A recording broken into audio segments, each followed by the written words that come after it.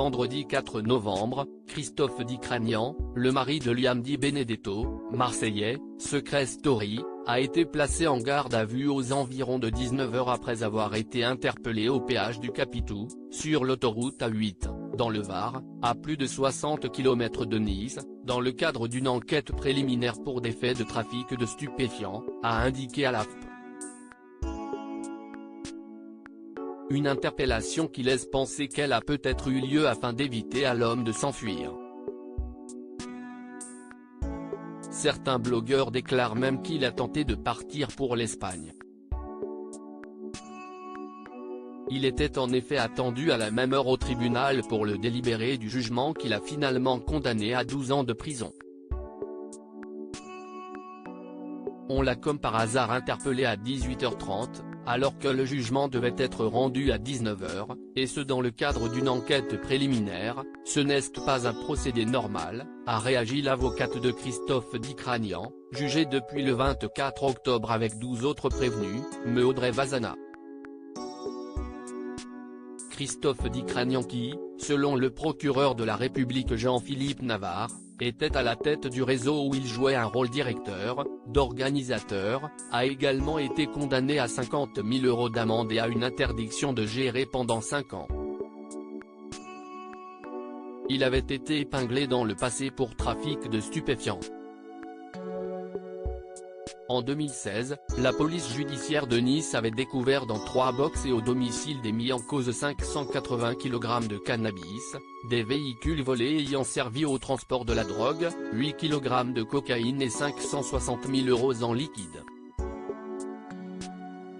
Ça fait beaucoup.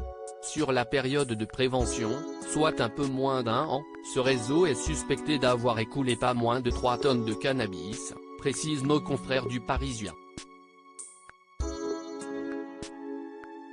En 2019, il avait ensuite été convoqué au tribunal de Nice pour avoir dirigé ou organisé un groupement ayant pour objet la production, la fabrication, l'importation, l'exportation, le transport, la détention, l'offre, la cession, l'acquisition ou l'emploi illicite de stupéfiants. Il avait alors été condamné à une peine de 6 mois de prison ferme. Au total, Christophe Dicranian avait déjà été condamné à 4 reprises pour trafic de stupéfiants, dont la dernière fois en 2007 à 8 ans d'emprisonnement. Liam Di Benedetto et Christophe Dicranian se sont mariés en septembre 2020 et ils ont un enfant ensemble, Charlie, né au mois de juillet 2021. Elle est aussi la maman de Joy, 4 ans, née d'une précédente relation, qui a malheureusement été reconnue handicapée à 80% et que Christophe Dicranian éduque. De son côté, il a eu une première fille, issue d'une précédente relation, Sia. Je pense à Joy, je me dis qu'elle a 4 ans et quand mon mari sortira, quel âge elle aura Joy ?